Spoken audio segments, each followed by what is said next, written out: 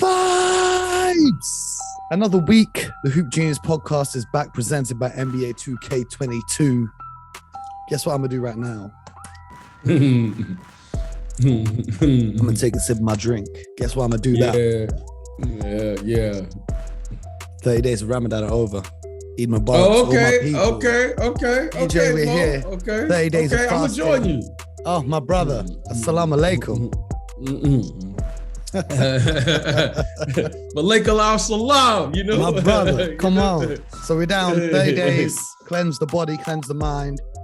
I'm coming in weighing half a stone less. You know what that means, BJ?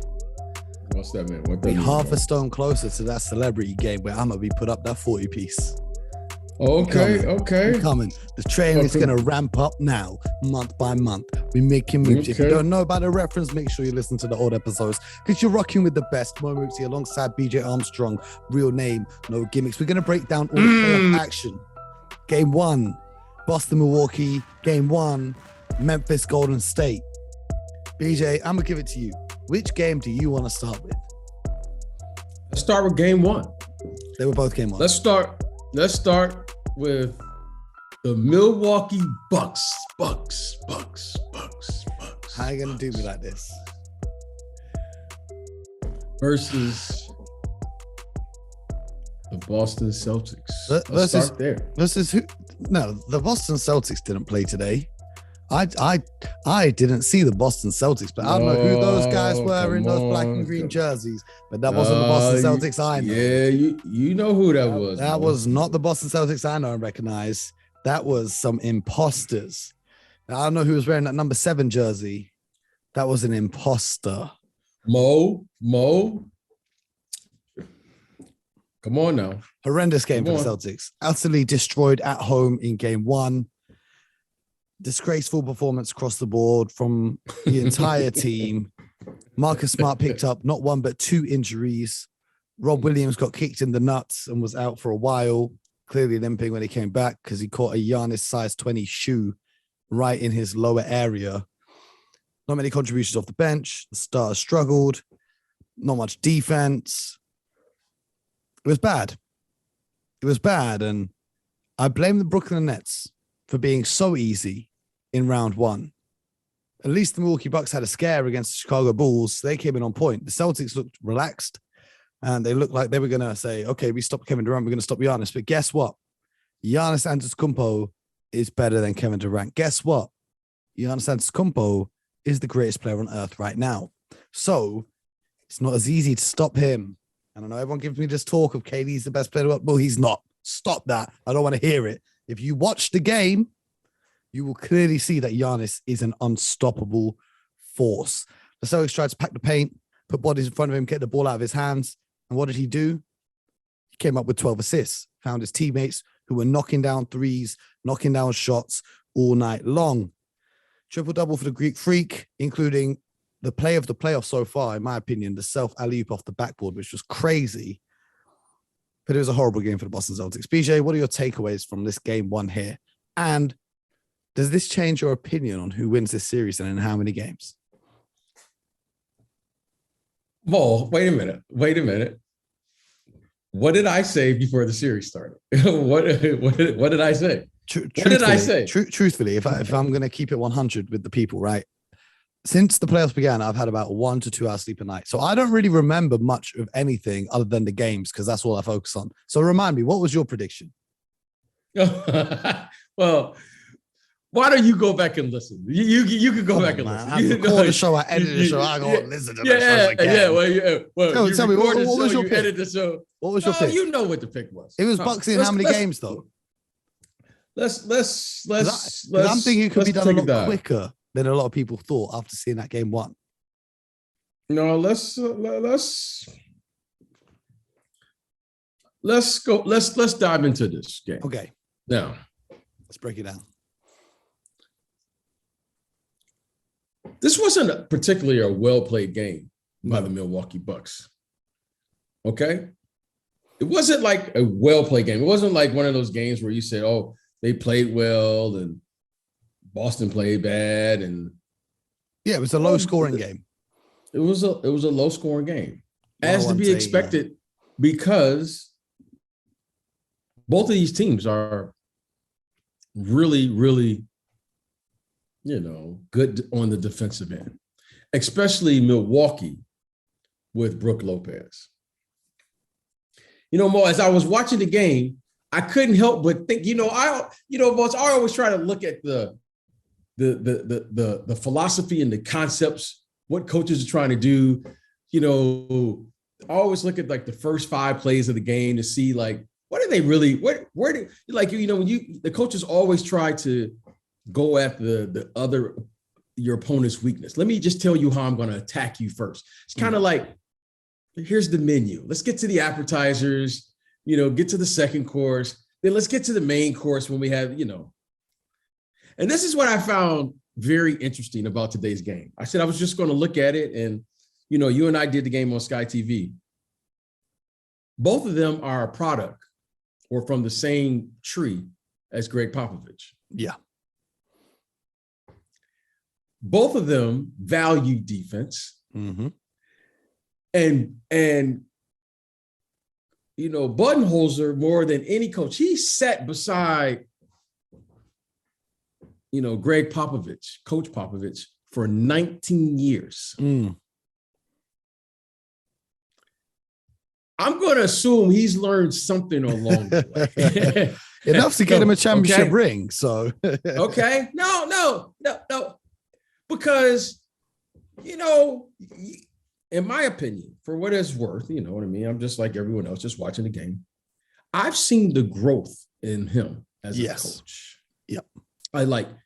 He's a really, really good coach. He's a really good coach. I'm going to say this. He's become a really, really good coach. Because he probably always was, but you need time. It's like everything else. You just don't, it's like becoming a great player or great at whatever it is you do. You don't start off great. You just keep, every time you fall down, you got a chance to get back up. And that's what, so he is now a really, really good coach. He's like a great coach. Today, I just wanted to watch him as we were doing the game. I said, I'm just going to watch him. I'm going to watch him. And then I'm going to watch Coach Udoka from this lens. I wanted to watch him from this lens, Mo. You ready for this one? Mm-hmm. When you play a great series, everyone starts saying, oh, you're going to do that the next series. He more or less won his matchup in the last series, Coach Udoka. He won, and he won his matchup. Okay, he won his matchup. The team, they won their matchup. They were getting all the praise, and everyone's been singing their praise. But you know what's interesting to me about Giannis? I don't think he hears anything. He's focused. He's tuned out all of the noise, and he's concentrating on the game, and he's in the moment. Now, the reason I'm saying this is because, I watch the coaches today. The game will humble you because you're never as good as you think, and you're never as bad as you think. But I'm going to tell you something right now. This guy, Coach Bud over there, he's pretty darn good. And he's had his moments where he's been on both sides of this equation. But let me tell you what he did today. He had a fabulous, not good, he had a fabulous game plan, minus his second best player.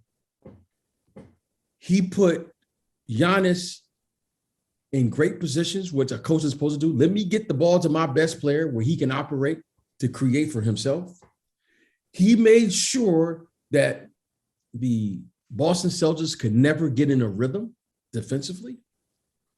And he did an excellent job with the game plan because last series, one of the things that you and I touched upon here on the podcast last week was the size of the Celtics really bothered the Brooklyn Nets. Mm-hmm. But you know what? After watching today, you know what I said today? The size of Giannis Bobby Portis and Brook Lopez really bothered Yeah. And the Boston Celtics. And you never want to, see a player injured, but a silver lining of Middleton not being there is they put Portis into the starting lineup and put Giannis at the 3. So now both teams are playing traditional lineups that we don't really see in the NBA much anymore. 2 bigs, a big, like Tatum and Giannis are both big for the 3 position. Portis is, yeah. And 2 guards. I like it. It's old school. It's old school. And, BJ, just to expand on your point about the size, the Milwaukee Bucks did a great job. They did what they did against the Chicago Bulls, which was wall off the paint and force the other team to shoot 3-pointers and play the odds and hope they miss them. Milwaukee did a great job of really protecting the paint and helping on drives. Tatum had a nightmare getting into the paint to be met by not only Brook Lopez, but Giannis was there to help as well. And here's what stood out to me. The Boston Celtics made 28 field goals in a game, just 28 field goals in that game. And they only made 10 2-point makes. They only made 10 2-pointers in the entire game. Who's this, the Celtics? The Boston Celtics. The previous lowest mark was 15 in the season, and that was back when they were playing awful. They made 18 threes and 10 2-pointers, just 10. It was amazing. I give Milwaukee credit. Mo, they had like 7 or so turnovers in the first quarter. And then they have 4 for the entire rest of the game. Yeah, I think they had 9 in the first quarter and then 4 for the rest of the way. And Mo, I know you're tired of hearing me, so I'm just going to say it once here on the podcast. I was just happy to see someone say, "I'm just going to post a player up." I mean, Mo, imagine that. Mo, I was so happy. Giannis got to the post. Bobby Portis got to the post. They did a great job of when Giannis was resting. They looked at what can we use to our advantage. And that was Bobby posting up a smaller defender. Wasn't that great to see, Mo? I am possibly the world's #1 fan of the post up. Because, BJ, you'll see it when I hoop. I love the post because I'm stronger than most people that try to guard me. I'm heavier than most people that try to guard me. I'm going to put you in the post, put you in that torture chamber, back you down to get a bucket.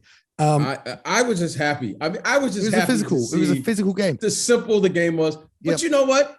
Look, I expect the Celtics to come back. I really do. Well, I mentioned this briefly on Sky, just to jump in, but I'll expand on it now. Is they said to Jason Tatum, "We're going to do a you on you.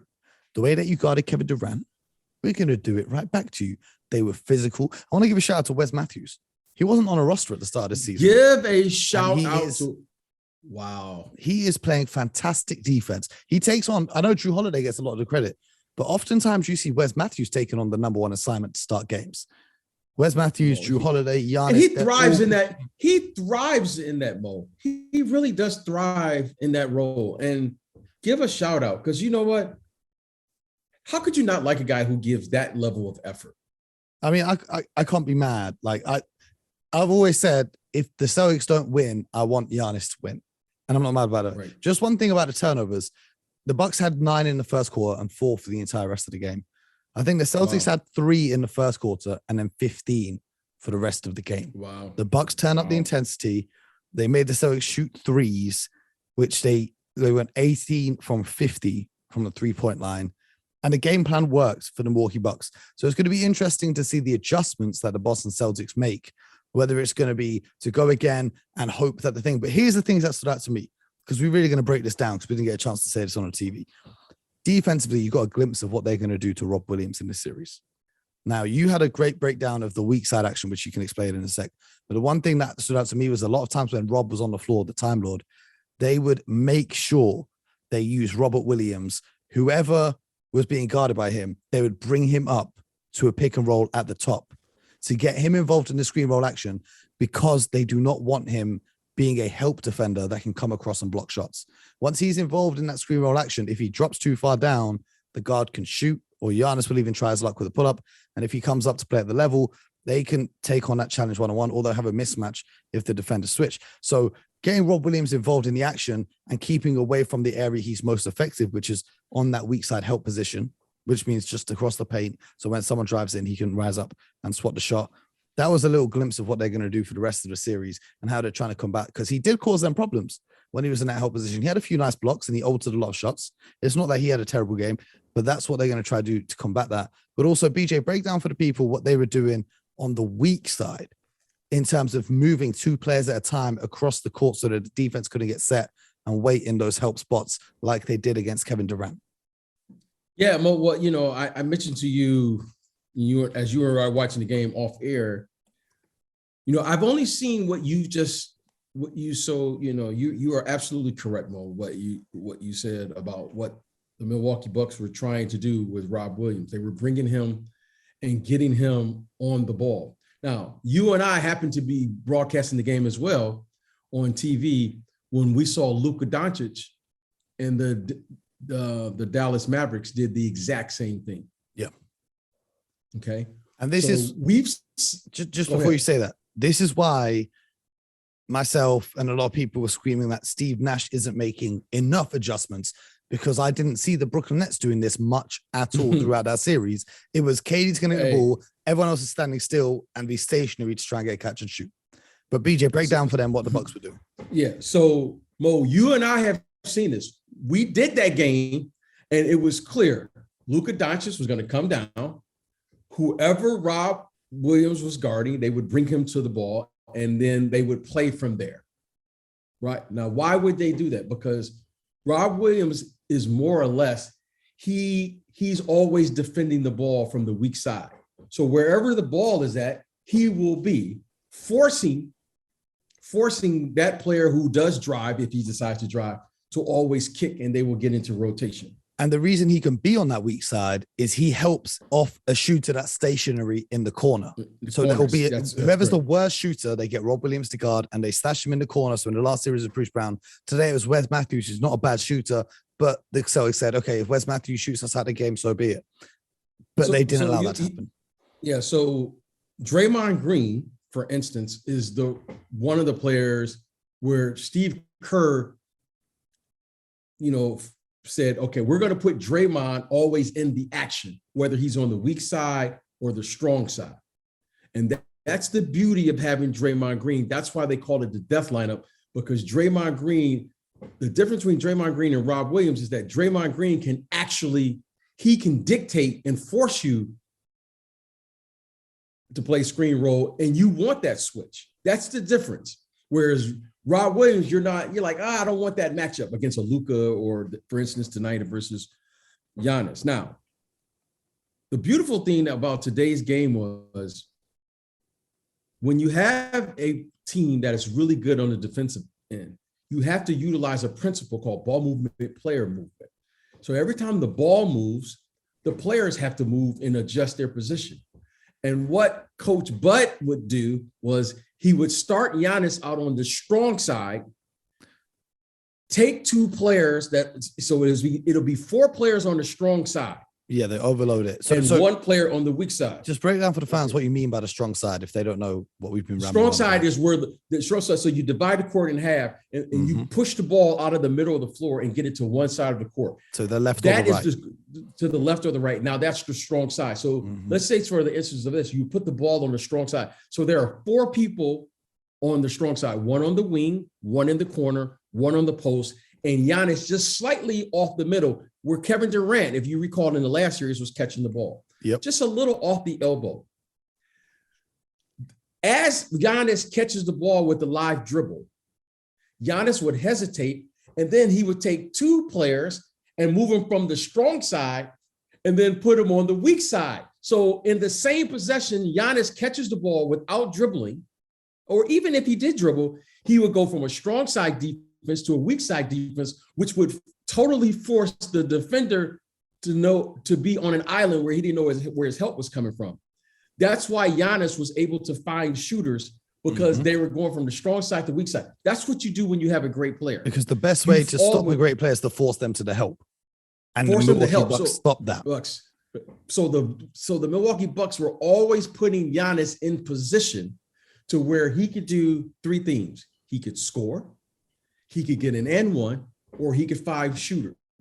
But they always provided him 4 passing lanes, 5 if you include the basket.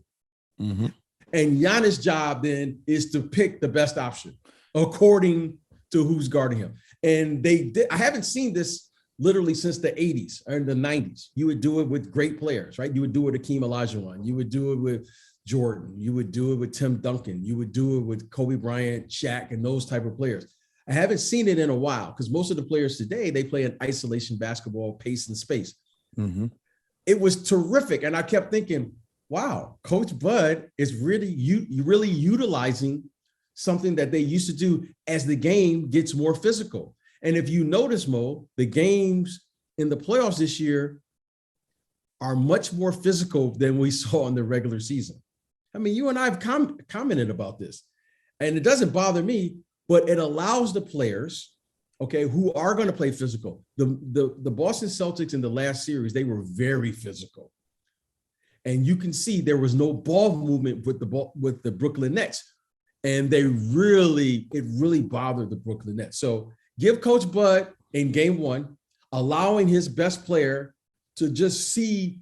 I mean, he showed you his entire repertoire today. Giannis was fabulous because he didn't have a huge scoring night, but his passing was so exceptional. Yes. And conversely, on the other end, Jaylen Brown had one of the worst games I've seen from him in a long time. Right. And part of that is because Giannis was guarding him for stretches.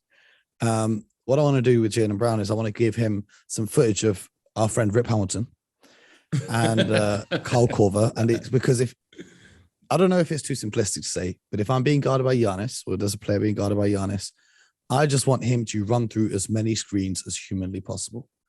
Number one, to try and somehow tire out this superior athlete to everyone else that's on the court. But also, when you're running him through screens, getting him out of action, he can't come across and help. Because we talk about Rob Williams being a help defender. Giannis may be the best help defender in the NBA, aside from Rob Williams, who can come across. Giannis may be one of the best defenders of all time. Okay. Especially from the weak side. I mean, Giannis, listen, the Celtics have to do one thing, Mo. They have to do one thing. Hope Giannis stays at home. When you're playing against a good defensive team. Yes. Okay. And this is the only thing that bothered me. Well, there's another thing that bothered me against the Brooklyn Nets series. Brooklyn didn't take away or establish anything throughout the entire series. No. Immediately tonight, you saw Milwaukee establish this. We are going to protect the paint. Mm-hmm. And we're going to force you to make outside shots. And then if you make them, we can make an adjustment. We can run you off. We can stay at home. But the initial thing was we're going to take away everything at the basket. Yeah. Brook Lopez contested, I don't know how many shots at the basket. And when he wasn't there, Giannis was there. When Giannis wasn't there, Bobby Portis was there.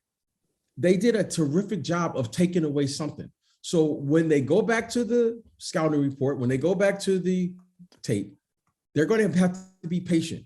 They're going to have to take a page out of what they saw from Milwaukee. Be patient. Know that the first move will be taken away. I mean, Marcus Smart, those guys will be they'll be in the pocket waiting if you put your head down. And that was very apparent in the first 5 or 6 minutes of the game. Giannis, we're used to Giannis driving, spinning. How many times did you see Giannis spin today? Because every time he was spinning, you saw someone there trying to steal the ball from him. It only worked when they went and overloaded on the strong side, so there's no weak side help defender to steal that spin. And when I saw Giannis wasn't going to his spin move, I said, oh, he sees what's going on. So I loved watching the adjustments of the players because it's just fascinating how players adjust and they adjust on the fly. But right now, the Boston Celtics, they're going to have to adjust now because you're seeing an elite offense counter an elite defense. And today's battle, the offense won. But I expect this defensive team to make the adjustments and to be much more patient than they were today. And, but they got to get this game because if they don't get this game, Mo, they're going to be in big trouble. Yeah. It's not looking great. As a basketball fan, great game. As a Boston Celtics fan, I wanted to forget about it as soon as possible. And we did, because we were still on TV to cover the Memphis Grizzlies versus the Golden State Warriors. What a game that was. First and foremost, we got to discuss this. Draymond Green ejected for what they called a flagrant 2 BJ, fair rejection, not a fair rejection. What were your thoughts on that? Well, you know what, Mo? I've looked at it probably 10 more times after the game. And Mo, in our era, that probably wasn't even a foul. James Worthy said the same Mo, thing. Yeah. Yeah, it probably wasn't even a foul. Common foul. Go on, take out sideline. Yeah, common foul at best, right? You know what I mean? At best. Mo, I don't really and truly understand this flagrant 1, flagrant 2 stuff. I don't understand it, right? It seems like anything that you touch somebody on the head or in the face area is I don't know. Even if it's not, it's accidental. Like, I think he was trying to slide with the ball and he accidentally hit Brandon Clark's face. And here's the thing, Mo. Here's the thing. When you're playing in the playoffs, it's understood, at least it used to be, that the game is going to get a little bit more physical. And Mo, you don't want to be giving up and ones during the course of a playoff series. Now, the thing to me, it was good sportsmanship because Draymond was trying to hold the guy up. Yes. Brandon Clark. Yep. You know what I mean, Mo? It wasn't like he hit him and then I saw some unnecessary movement or threw him on the ground or, he was trying to hold him up. It was just a physical play. Like, it was just a physical play. And it's very unfortunate, Mo, that the rules superseded. I don't know if it's the rules. Play, I think it's the reputation of Draymond Green. Because I don't know if someone else does that. They get the same treatment as Draymond. I would say that, Mo, I would agree with you if they didn't go back and have all those people reviewing it. They had the people in the film room, the studio. New Jersey. So they had Secaucus. So Mo, they had this. There's 100 cameras in the arena, so they saw all of the angles. So it wasn't like just a reputation. No, they had to review this. That's fair. But let's talk about the game. I predicted the Warriors. You predicted the Grizzlies. And the reason why I didn't predict the Grizzlies, even though they got to a hot start, I thought the Warriors would come back. Because much like the Timberwolves, who they defeated in the previous round, for me, the Grizzlies got a little bit too excited too early in this one. When Jaron Jackson Jr. started hitting those threes, they were celebrating like they'd won the game. Not realizing on the other end of the court, Stephen Curry, Klay Thompson, and Jordan Poole were there. Now, Klay Thompson had not a good game. But the best thing about Klay Thompson, who hit the big go-ahead 3 down the stretch with 32 seconds remaining, the best thing, BJ, you can attest to this, the best players, especially the best shooters, they have what's called next play mentality. It doesn't matter on the previous possession, whether you hit the best shot in the world or you airballed and you didn't hit any shot at all. It doesn't matter because all you're thinking about is the next shot. And Klay Thompson has this ability. Doesn't matter how many times he's missed. He thinks the next one's going down. And we saw that tonight. He had a clutch shot. And then he missed 2 free throws, which I've never, ever seen Klay Thompson do. Uncharacteristic, right? Very uncharacteristic. Something seemed off, but he hit the big one that counted. Then we saw Steph Curry come up with a defensive play, blocking Ja Morant to seal the game. And then you really saw the inexperience of the Grizzlies because they took over 10 seconds off the clock before they fouled. They didn't foul Gary Payton or Andrew Wiggins. They ended up fouling, I think, Jordan Poole, and that was their first foul to give. And then when the ball came back in, that's when they fouled Klay Thompson, who missed the free throws, and they got away with it. But, I think the inexperience showed a little bit from the Grizzlies team. But overall, there wasn't, we just broke down all the defense for the Celtics. There wasn't too much in terms of the defensive side of the ball to take in. I think the Warriors did a good job switching on Ja Morant screen rolls because I said to you before the game, I said, we need Gary Payton. This was before we saw the starting lineups. I said, they need to play Gary Payton big minutes in this series. Gary Payton the second, by the way, not the OG glove. But I said they need to play him big minutes because he's had good success against Ja Morant. And the other player who's had a lot of success against Ja Morant is Andrew Wiggins. Long defender, strong wingspan. And the biggest thing that stood out for me, though, with Andrew Wiggins was his activity on the rebounds. We talk about the Grizzlies being the best offensive rebounding team in the NBA, but they were matched tonight on the offensive glass, 16 apiece by the Golden State Warriors. Andrew Wiggins had 8 rebounds. Some of them were very timely, absolutely clutch. Jordan Poole, Otto Porter Jr. also had 8 apiece. And after Draymond got ejected, I think it energized the whole team, had these role players coming in and playing to the best of their ability because they wanted to win the game for Draymond, who was making the crowd go crazy on his way out by dancing. Right. But, I just want to credit, some of those guys for playing defense. Although Jaron Morant had a great game, he almost had a triple-double. He had 34 points. It could have been more. That's always the thing with superstar players. If he scores 40, the Grizzlies win the game. But he scored 34. And the one thing about the Warriors as well, Desmond Bane and Dylan Brooks really struggled. Desmond Bane, 1 from 5 from downtown, 3 from 10. He was a lights out shooter in the first round. He was Brooks, relatively silent tonight. The reason I think is the wing defenders, these guys that I just mentioned, the Andrew Wiggins of the world, and even Jordan Poole to some extent, these guys, they're closing out and they're really crowding the airspace because they've got the length and the wingspan. Whereas the Timberwolves, they were using those wing defenders like Anthony Edwards on Ja Morant. So that's the luxury of the Warriors. Just put Gary Payton on Ja Morant, you live with it. But it's a very different coverage. The Grizzlies are seeing a very different coverage to what they saw in the previous round. And it's going to be interesting. It's hard to judge the defense without Draymond Green being there. But what I did see is they slowed down the offense a bit because Draymond loves to rebound and push the ball in transition to find guys. They had to slow it down a bit. They went a little bit away from the motion offense and people cutting off the ball, and they simplified it with a lot of screen roll action. And I think Draymond being out forced them to simplify the game, but they simplified the game and it worked better for them. And they managed to come back and actually steal game one on the road. And the third quarter, Warriors did their thing, outscoring the Grizzlies in that third quarter. And that was what made all the difference in this one. You know what, Mo? I was very, very disappointed in the Memphis Grizzlies. Very disappointed. Which parts in particular? What stood out to you? Well, Mo,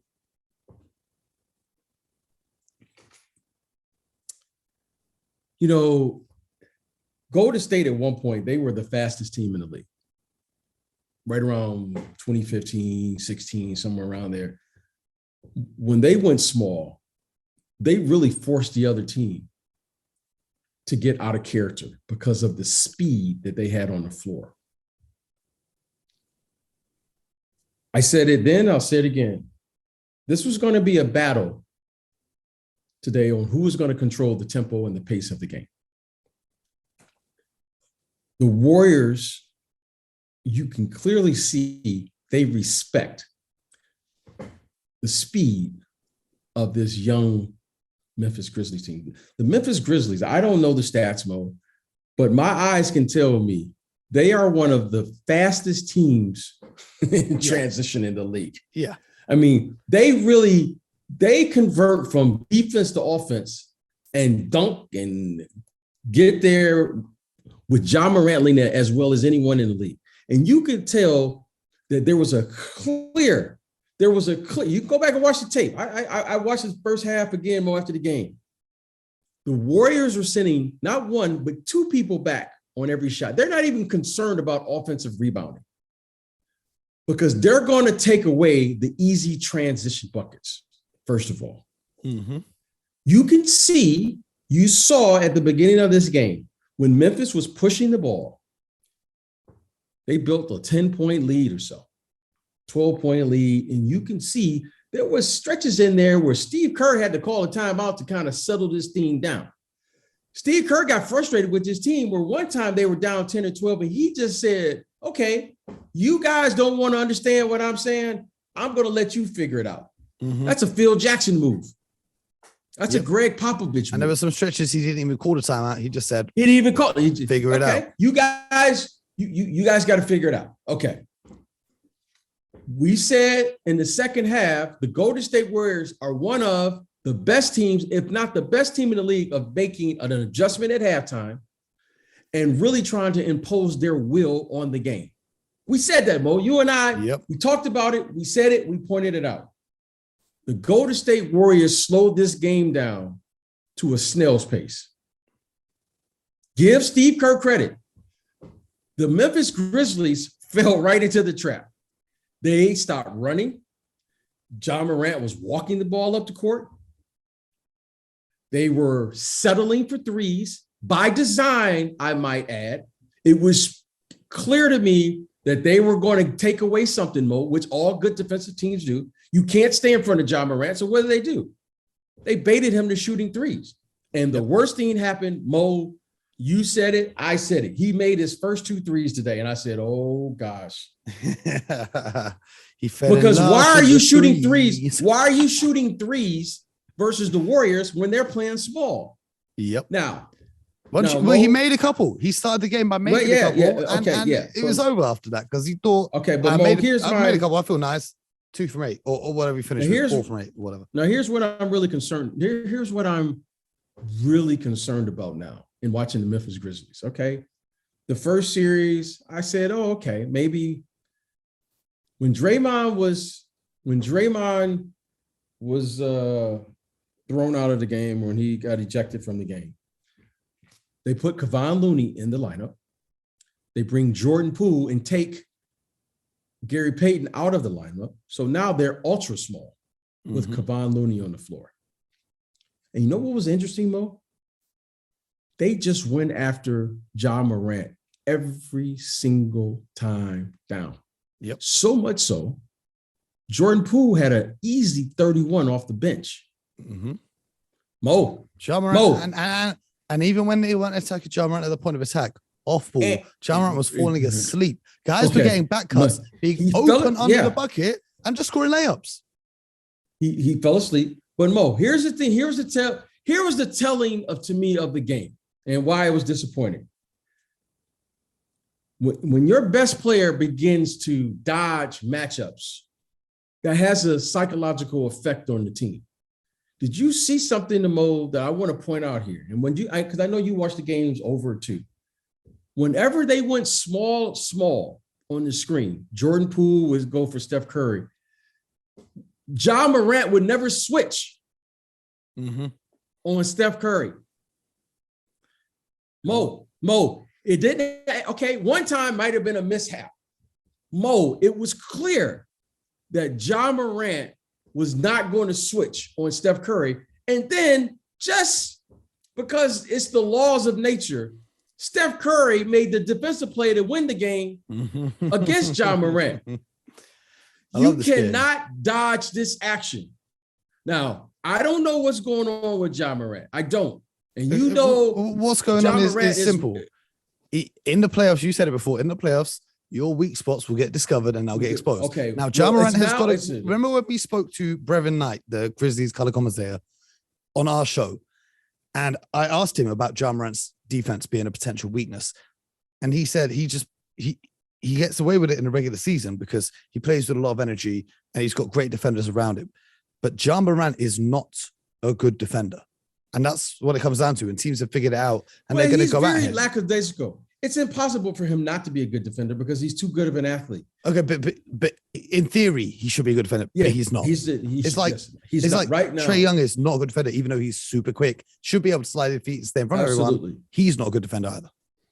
And that's going to have to prove. So now, Mo, by them taking Draymond Green out of the lineup, it really got them to the exposure to see, oh, we know we can get a shot off anytime we want it.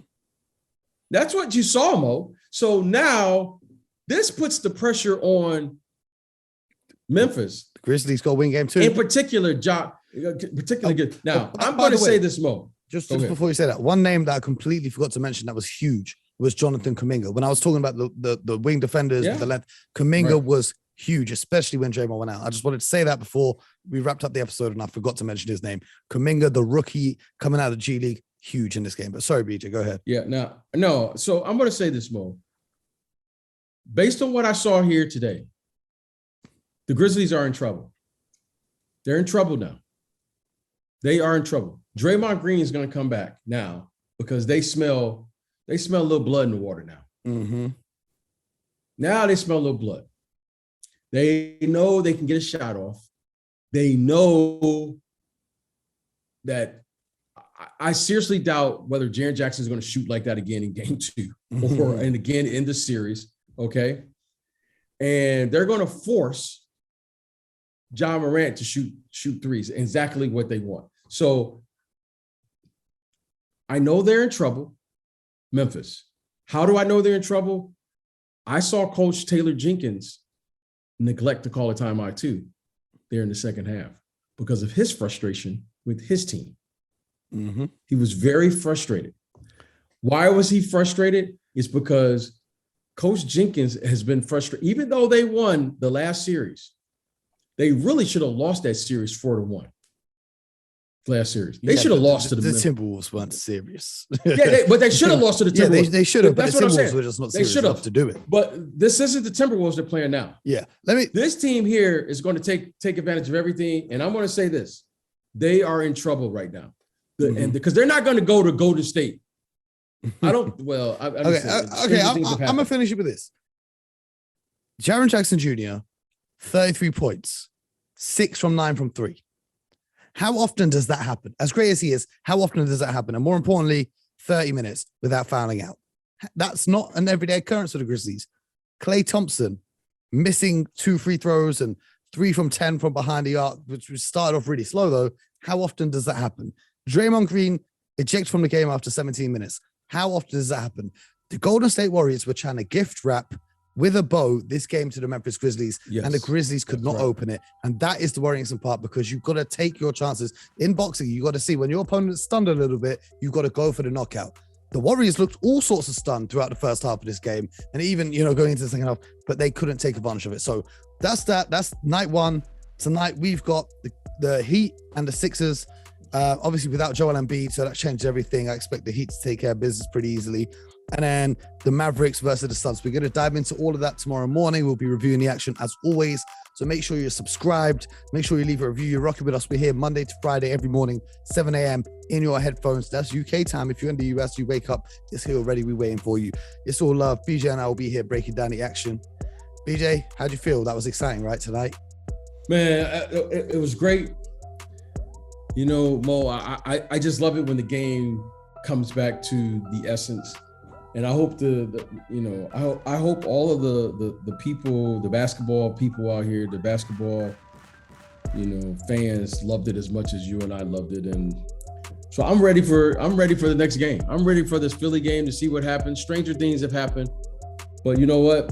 Sunday was great, Mo. Yep. Roll on this week. Like they say, on to the next one. Man, if they weren't copyright, I'd be playing that. On to the next one. Even Barak, my people, have a great day. Blessings to all of you, all of your loved ones, all your friends, family. Have a great day. Enjoy the celebrations. BJ, blessings to you and yours also. Mo, can I just say one thing before you get out of here? Go ahead. The vibe is real. Hey man, listen, the Boston Celtics better step it up before next time. But until then, get buckets.